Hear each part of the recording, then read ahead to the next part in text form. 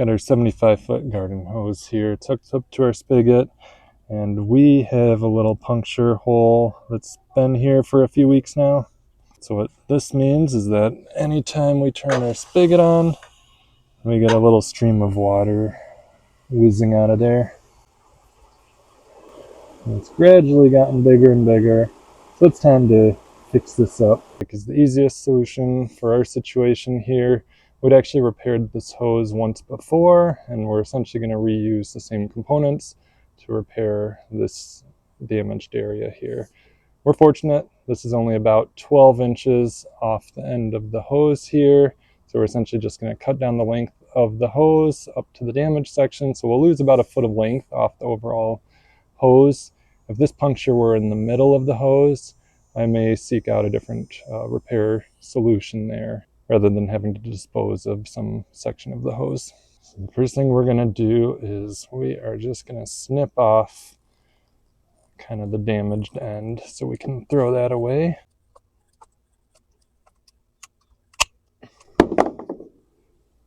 You can also use a utility knife, but these are some fairly heavy-duty scissors here that are able to snip through it.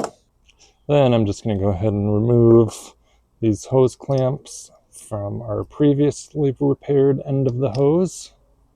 Just going to loosen these up, and then go ahead and start trying to undo our fitting from the end of it.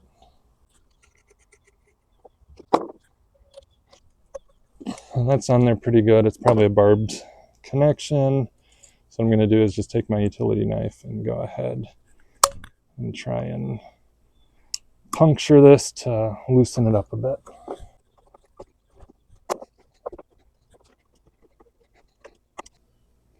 So after making the incision with the utility knife, kind of start prying this away with my flathead.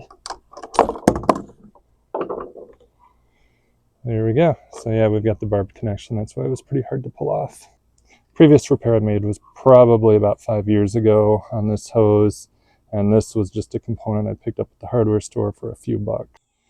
Now you'd like to use a couple of these small hose clamps here. This is a 3/4 inch hose. So we'll just slide these clamps on. And then what we'll do is go ahead and slide this barbed fitting onto the end of the hose. Takes a little bit of force to get it on.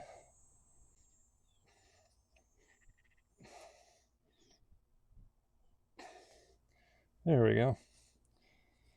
Now we can go ahead and slide our hose clamps up.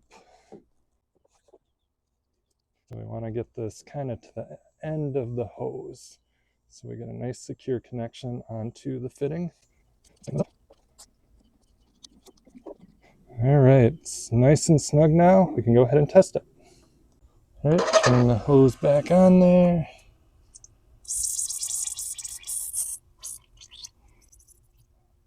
Got a little bit of water kind of seeping through the edge there.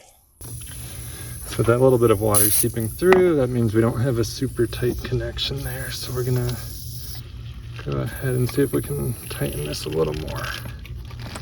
So just a little bit of tightening up here, that took care of the issue. We don't have the leaking here anymore. I'm gonna just tighten up the second hose clamp for good measure. So there we go. No leaks, no drips. We're ready to go.